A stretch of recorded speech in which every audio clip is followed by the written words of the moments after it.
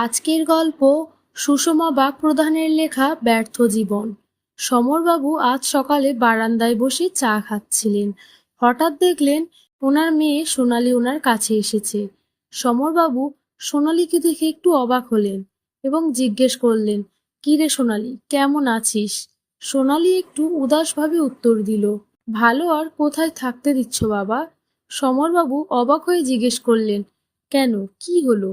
সোনালি তখন বলল, আমি শুনলাম তুমি তোমার জায়গা সম্পত্তি যা ছিল সব তুমি গত পরশু দাদাকে লিখে দিয়েছো। কি করে করতে পারলে বাবা? একে তো আমার বিয়ের পর থেকে আমাদের অবস্থা ভালো নয়, তার উপর তুমি আমাদের এই অবস্থা থেকে বাঁচার কোনো উপায় রাখলে না।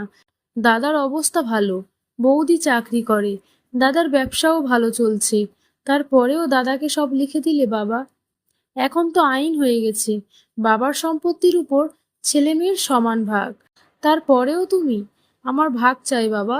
সমরবাবু একটু চিন্তিতভাবে বললেন, দেখ সোনালি, তোর দাদা আমাকে না জানিয়ে দলিলে সই করে নিয়েছে। তুই তো জানিস তোর মা মারা যাওয়ার পর তোর দাদা বৌদি আমাকে সেভাবে দেখে না, খেতেও দেয় না। তাই তো আমি আলাদা থাকি, বয়স হয়েছে, কাজে যেতে পারি না। সোনালি তখন বলল, আমার এত জেনে লাভ নেই বাবা, তুমি আমাকে কি দেবে বলো? সমরবাবু সোনালির কথা শুনে হতভম্ব হয়, তার দিকে তাকিয়ে থাকলেন। তিনি ভাবলেন, এরা আমার সন্তান, বাবার কষ্টের কথা শোনার দরকার নেই, কিন্তু বাবার সম্পত্তির ভাগ চাই। সমরবাবু তখন বললেন, আপাতত আমার কাছে কিছু নেই, পাড়ার মোড়লকে জানিয়েছি সব, উনি বলেছেন কিছু একটা করবেন, যদি কিছু পাই তোমাকে অবশ্যই লিখে দেব।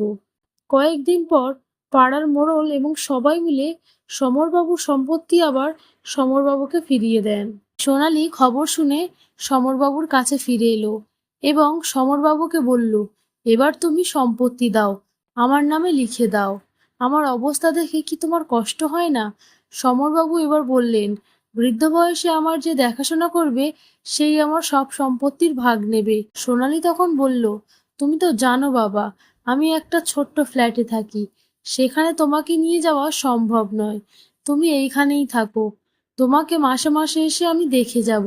সমরবাবু তখন মৃদু হেসে বললেন, না মা, থাক, তোকে আর আমাকে দেখাশোনা করতে হবে না, আর হ্যাঁ, আমার সম্পত্তি আমি কাউকেই দেব না, তুই আয় এবার। সোনালি খানিকটা রেগে বলল, দাদা বৌদি যে তোমার সঙ্গে এমন ব্যবহার করে একদম ঠিক করে, কারণ তুমি এই ব্যবহারেরই যোগ্য। এই বলে আরো অনেক খারাপ কথা বলে সোনালি চলে যায়। সমরবাবু এবার আকাশের দিকে তাকিয়ে ভাবেন, আমার জীবনটাই ব্যর্থ, কারণ আমি আমার সন্তানদের সুশিক্ষায় মানুষ করতে পারিনি। ওরা শিক্ষিত হয়েছে ঠিকই, কিন্তু সুশিক্ষিত হতে পারেনি।